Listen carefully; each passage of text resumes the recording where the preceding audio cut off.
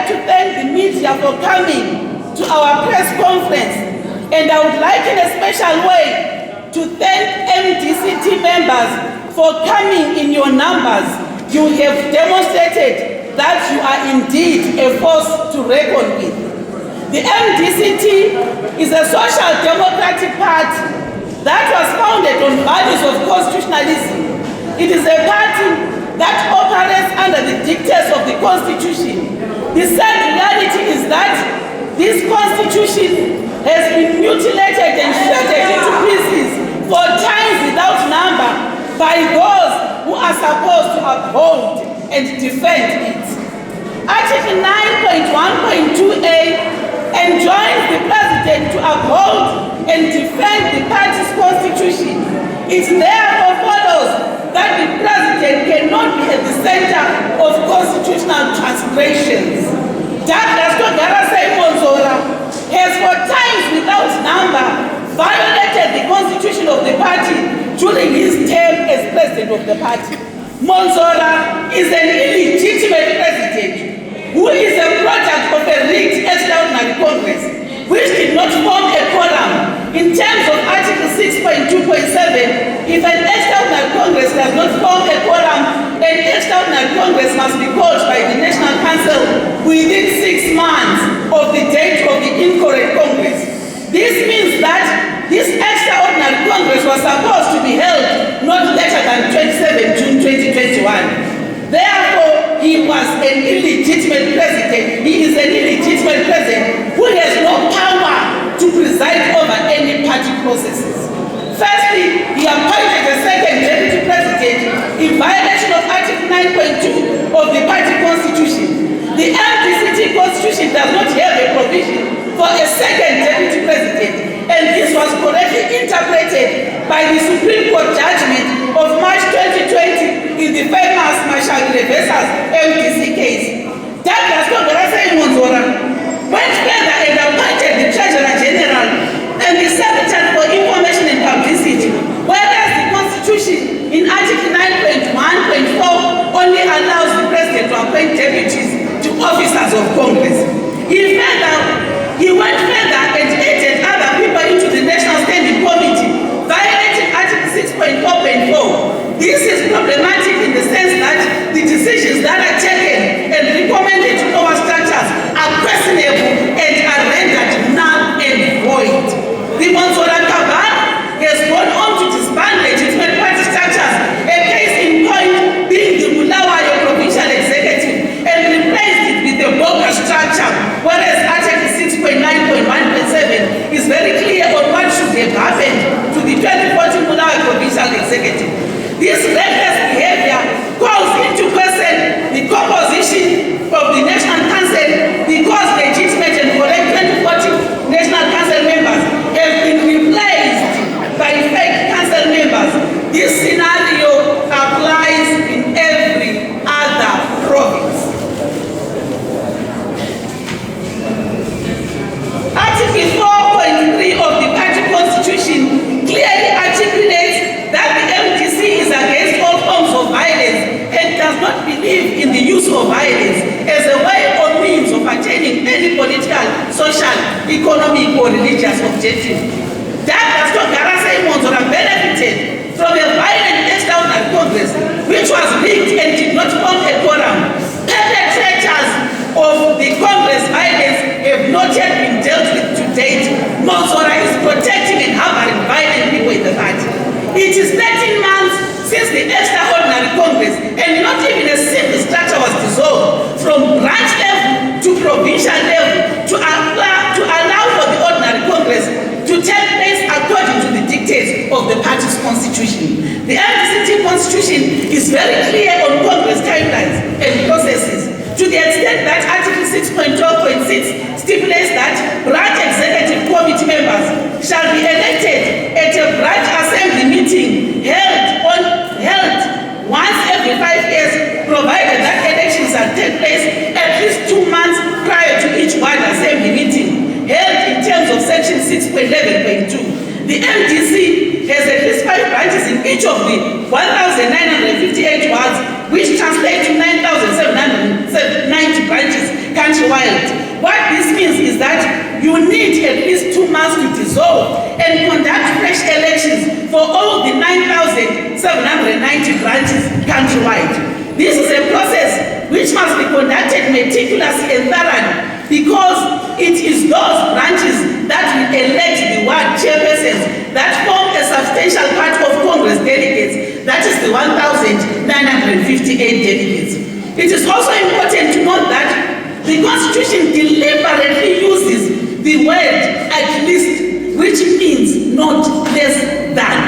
There is no way that these branches can be held over the phone or in one day, as in Douglas Mwonzora's case, where he ordered that this process be conducted in 1 day instead of 2 months. This is indeed irrational. This applies to wards, districts, and provinces, and this process, which is supposed to be done in 10 months leading to Congress, was conducted in 6 days. According to a schedule released by Senator Morgan Committee on 23 December 2021, branches and ward congresses were to be held on 8 and 9 January 2022, district assemblies 15 to 16 January 2022, and provincial assemblies 29 to 30 January, followed by nominations of standing committee members. The Congress is to be held on 5 March 2022. You then ask yourself whether this is a Congress or a meeting of a few individuals who are supposed to unconstitutionally elect the MDCT leadership. The MDCT is a serious party, that is a government in waiting, and must always lead by example in whatever it does. From what I have said, this is a clear indication that the Douglas Mwonzora-led cabal's sole Congress, slated for the 5th of March, is nothing but a non-event which must be dismissed as a nullity with the contempt it deserves. To make matters worse, Douglas Mwonzora went to the extent of lying before a court of law. In his sworn affidavit filed at the Bulawayo High Court, he said, and I quote, "No one was recalled or expelled at all. That is why no names were identified. This is totally false. We have never acted in any arbitrary manner at all. If second applicant, Josiah Makombe, was served with a letter of recall and expulsion, he needed to attach it. He did not. All this is unsubstantiated, close quote." As a senior lawyer, he must know better that perjury is a serious offense. It is clear that Mwonzora lied under oath when he claimed that he did not recall anyone, yet in connivance with his Secretary General, Paulina Mpariwa, he had secretly written a letter to the local government minister, Honorable July Moyo, to the effect that Josiah Makombe, the mayor of Gweru, had ceased to be a member of MDCT, and therefore he must be recalled as councillor for Ward 2 and subsequently replaced as mayor of Gweru. As we speak right now, Josiah Makombe has been replaced as mayor of Gweru, and his seat was gazetted by ZEC as a vacant seat. As if that was not enough, he went further to mislead because that in the MDCT, no one can be recalled without due process, which we all know is untrue. The mayor of Gweru, Josiah Makombe, was recalled without due process, and up to now, he has not received any letter advising him that he is no longer a member of MDCT, together with the offense that he is said to have committed. I now turn to the issue of the MDCT and MDC alliance. The composite political cooperation agreement was signed by the late Dr. Mwonzora MDCT, Professor Watchman Khupe MDC, Tendai BDP, Jacob Garu Transform Zimbabwe, Agrippa Mtamara ZPF, Mathias Uchud MCD, and Jenford Musiarira Zanindo. And the Zimbabwe grounds where the above mentioned principles appended their signatures. Mwonzora has now formed a new alliance with the likes of Lucia Matileka of PDP, which was part of former Vice President Joyce Turu's-led People's Rainbow Coalition, and Shupikai Mandaza of MDCA, whose position is unknown among others. This is a completely new and different party. In addition to this, Mwonzora has already notified ZEC that he will contest the upcoming by-elections under the MDC the Alliance Party. In so doing, Mwonzora has fired himself because in terms of the MDCT constitution,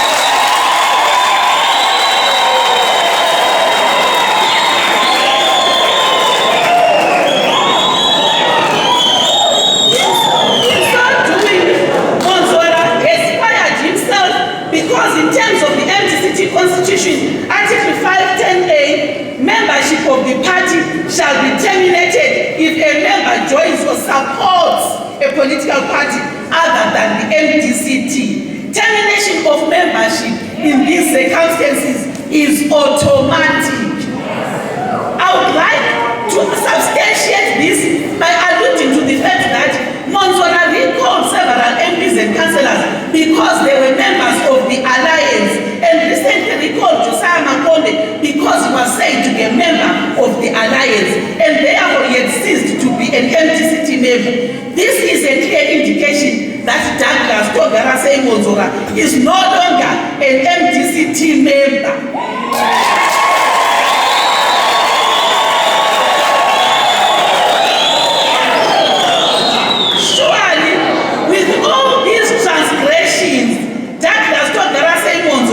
Cannot continue at the helm of a democratic party such as MDCT. As deputy president, I played my part in advising him in terms of my constitutional role in Article 9.2.1, which clearly states that it shall be the duty of the deputy president to assist the president in exercising his or her powers, functions, and administrative duties, and as provided for in the Constitution. Ladies and gentlemen, honorable members of MDCT, it is in this vein that today, the 21st day of January, the year of our Lord 2022, we who are gathered here and many others scattered around the country who could not make it to this very important event, declare an official split of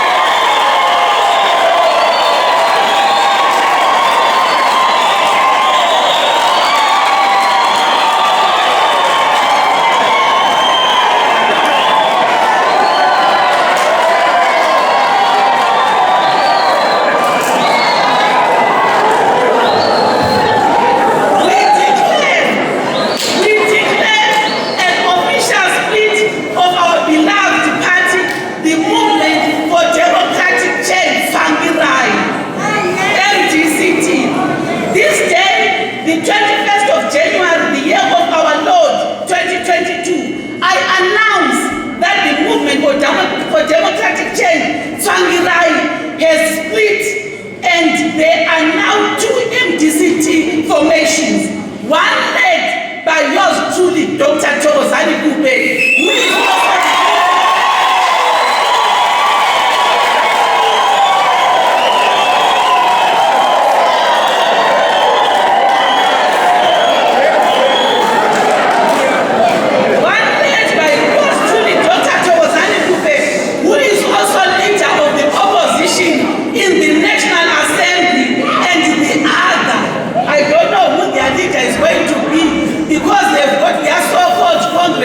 on the 5th of March.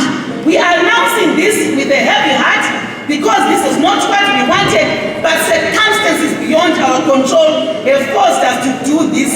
This marriage is irreconcilable as we have a group that is determined to violate and mutilate the party constitution every step of the way, and a group that is always guided by the dictates of the constitution and as a leadership that always, and I repeat, that always upholds and defends the Constitution. This leadership is the one which is sitting here, and the people are the ones who are sitting over there.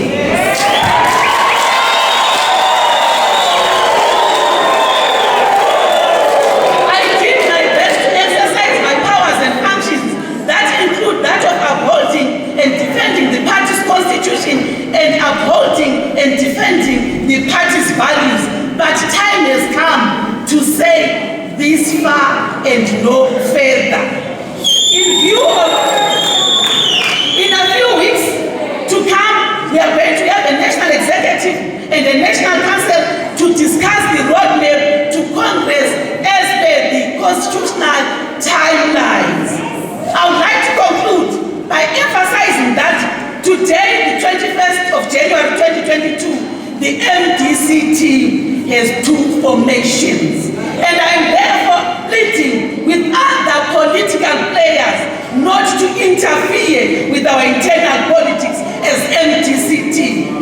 And I'm appealing to Parliament as a legislative organ of the state to desist from taking sides, as well as local government. It happened before and it must not happen again.